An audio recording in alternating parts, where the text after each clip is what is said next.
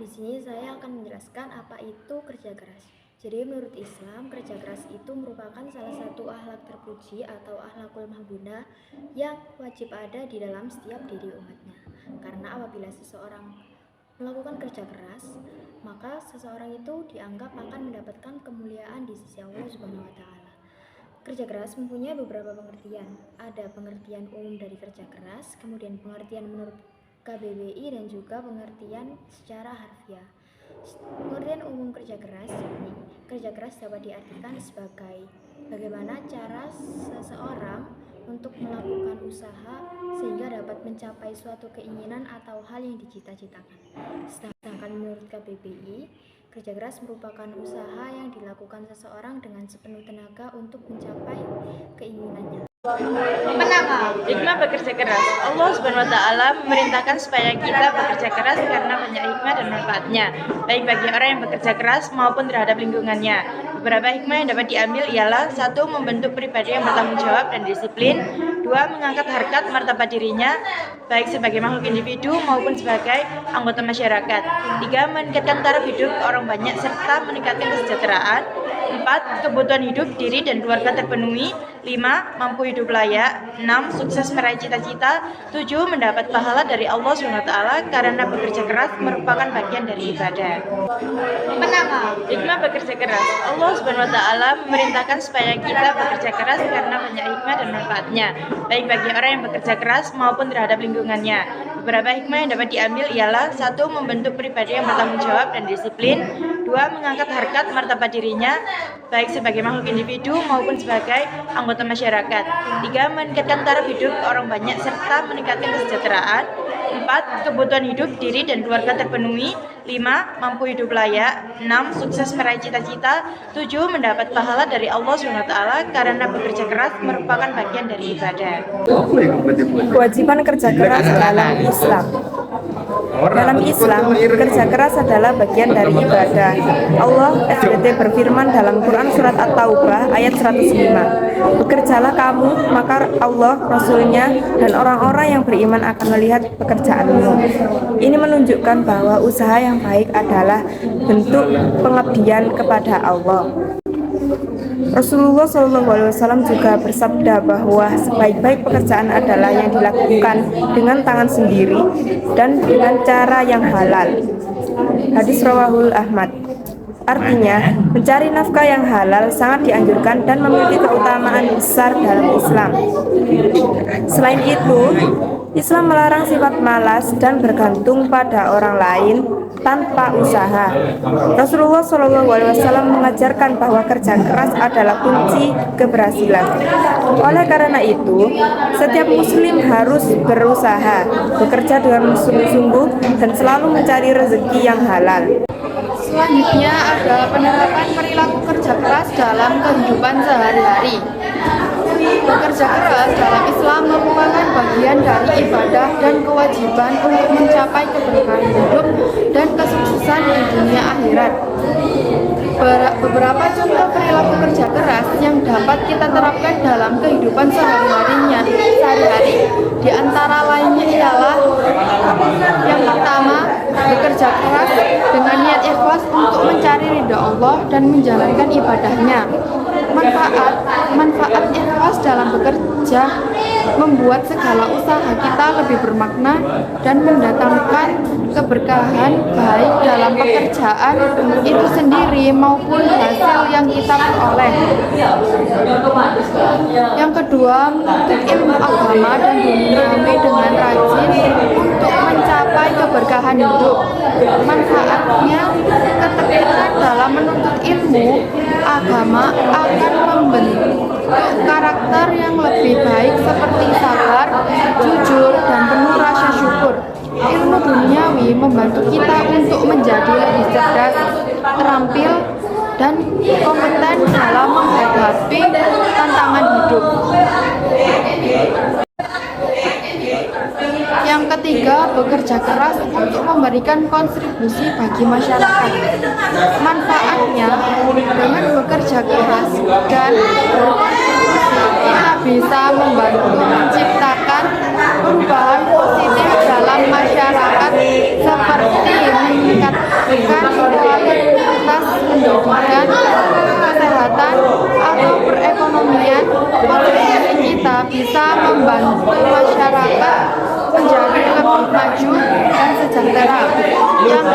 bekerja keras tanpa melupakan atau mengabaikan kewajiban. Kewajiban agama seperti sholat 5 waktu, berdoa, berzikir, dan lain-lain.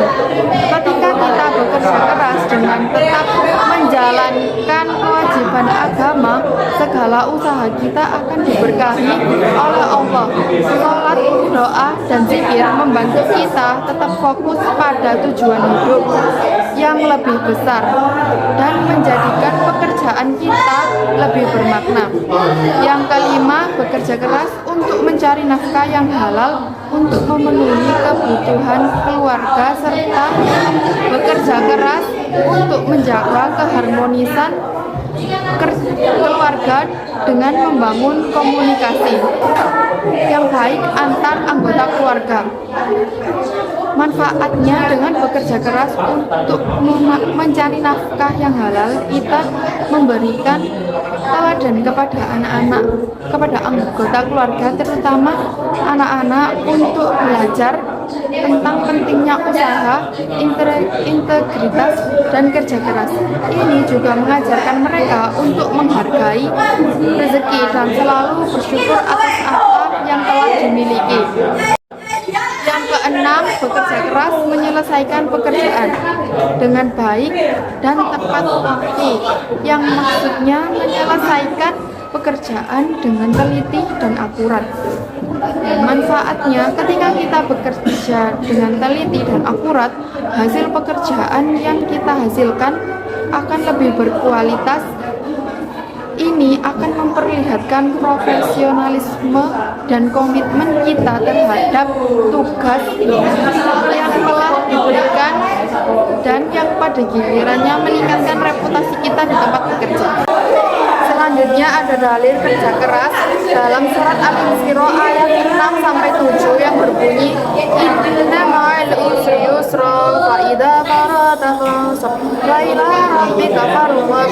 Artinya, sesungguhnya beserta kesulitan ada kemudahan, maka apabila kamu telah selesai dari sesuatu urusan, kerjakanlah dengan sungguh-sungguh urusan yang lain, dan hanya kepada Tuhan pula hendaknya kamu berharap.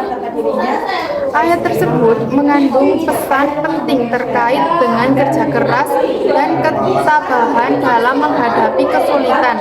Berikut penjelasan dari ayat tersebut.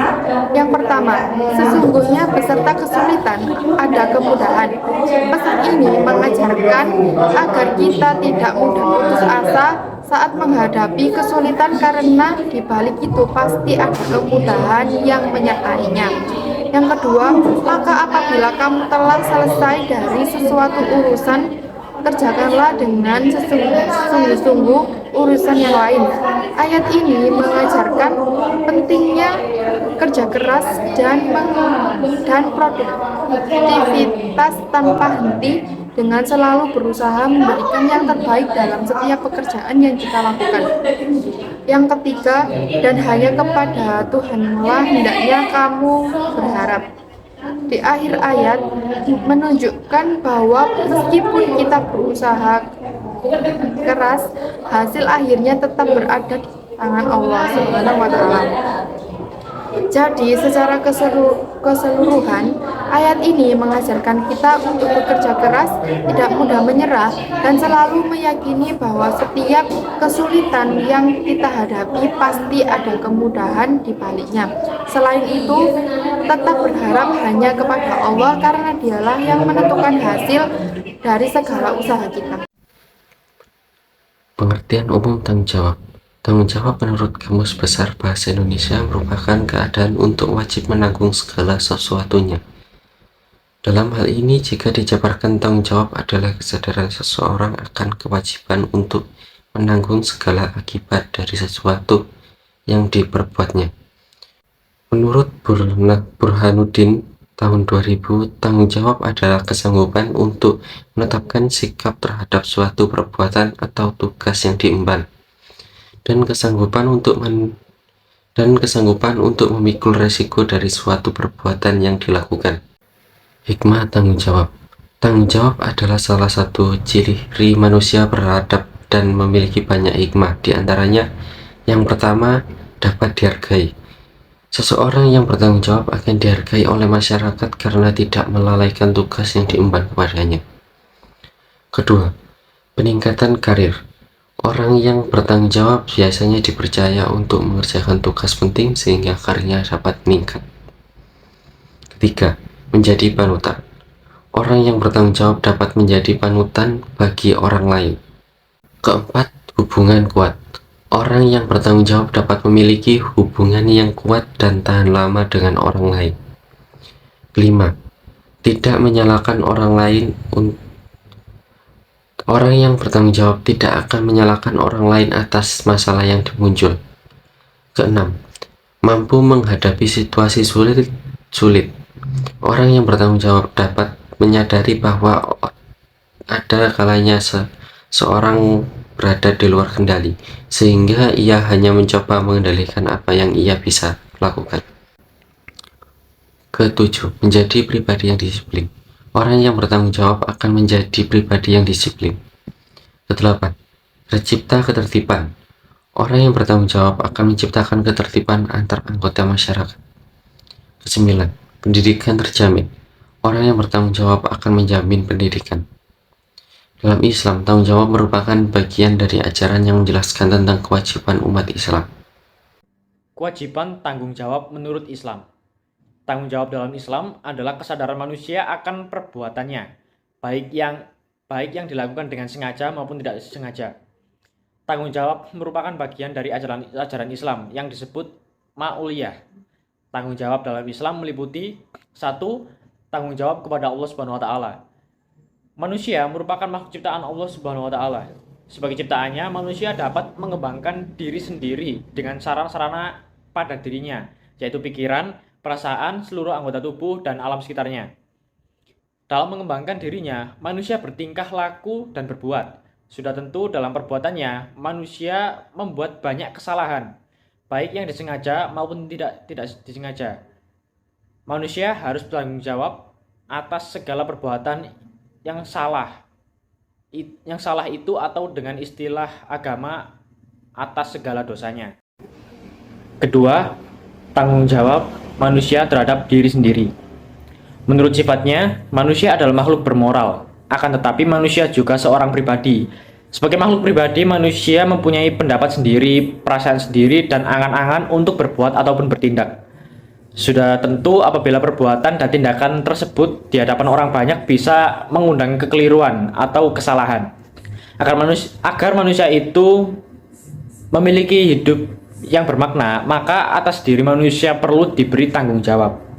Ketiga, tanggung jawab kepada keluarga. Masyarakat kecil adalah keluarga. Keluarga adalah suami istri, ayah, ibu, anak, dan juga orang-orang lain yang menjadi anggota keluarga. Tiap anggota keluarga wajib bertanggung jawab kepada keluarganya. Tanggung jawab ini menyangkut nama baik keluarga. Akan tetapi tanggung jawab juga merupakan kesejahteraan, keselamatan, pendidikan, dan kehidupan. 4. Tanggung jawab kepada masyarakat. Manusia adalah makhluk sosial. Manusia merupakan anggota masyarakat. Oleh karena itu, dalam berpikir, bertingkah laku, berbicara, dan sebagainya, manusia terikat oleh masyarakat. Wajar apabila segala tingkah laku dan perbuatan harus dipertanggungjawabkan kepada masyarakat. Kemudian kelima, tanggung jawab kepada bangsa atau negara. Setiap manusia atau individual adalah warga negara suatu negara. Dalam berpikir, berbuat, bertindak, dan bertingkah laku, manusia terikat oleh norma-norma atau ukuran-ukuran yang dibuat oleh negara.